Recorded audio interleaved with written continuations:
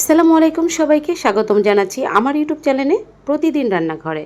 সবাই ছোট বড় পছন্দ করে এরকম একটা রেসিপি রেখেছি আজকে, ফ্রেঞ্চ ফ্রাই। কিভাবে ফ্রোজেন করে সংরক্ষণ করা যায়, সাথে সাথে ফ্রাই করে খাওয়া যায়, থাকবে টিপস এন্ড ট্রিক্স। খুব সহজ করে রেসিপিটা তুলে ধরার চেষ্টা করব আপনাদের সুবিধার জন্য। চলুন তাহলে চলে যাই মূল রেসিপিতে। আগে থেকে আলুগুলো সিলে কেটে ধুয়ে পরিষ্কার করে চুলায় একটা সিলভারের পাতিলা বসিয়ে দিয়েছি। সেখানে যথেষ্ট পরিমাণ পানি দিয়েছি, লবণ দিয়েছি পরিমাণ মতো।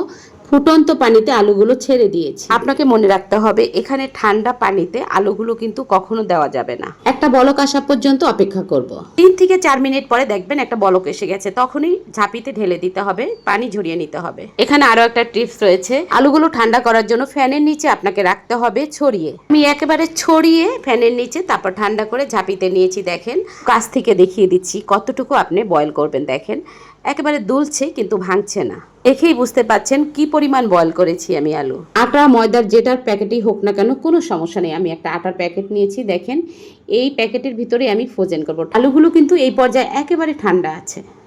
এইভাবে আমি ডিপ ফ্রিজে রেখে দেব। যখন আমি ভাজবো তার 10 মিনিট আগে বের করেই ভেজে নিতে পারবো, কোনো সমস্যা নেই। আমার যতটুকু লাগে আমি খুলে তারপর আবার রেখে দেবো বাকিটা।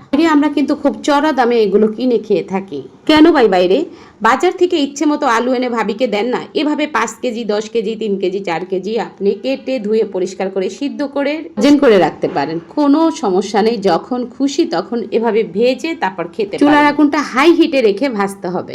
যারা পেলে তো ভীষণ খুশি, বড় ছোট সবাই পছন্দ করে। ডুবো তেলে এটা আমি ভেজে নিচ্ছি, একটু লবণ দিয়ে আর হালকা একটু মরিচের গুঁড়া দিয়ে। একেবারে সহজ একটা রেসিপি। যদি ভালো লাগে আমার ইউটিউব চ্যানেলটি সাবস্ক্রাইব করে একটা লাইক দিয়ে কমেন্ট করে দিবেন কেমন হয়েছে আজকের ফ্রেঞ্চ ফ্রাই। সবাই ভালো থাকবেন, সুস্থ থাকবেন। ফিরে আসবো আবার আপনাদের মাঝে। আল্লাহ হাফেজ।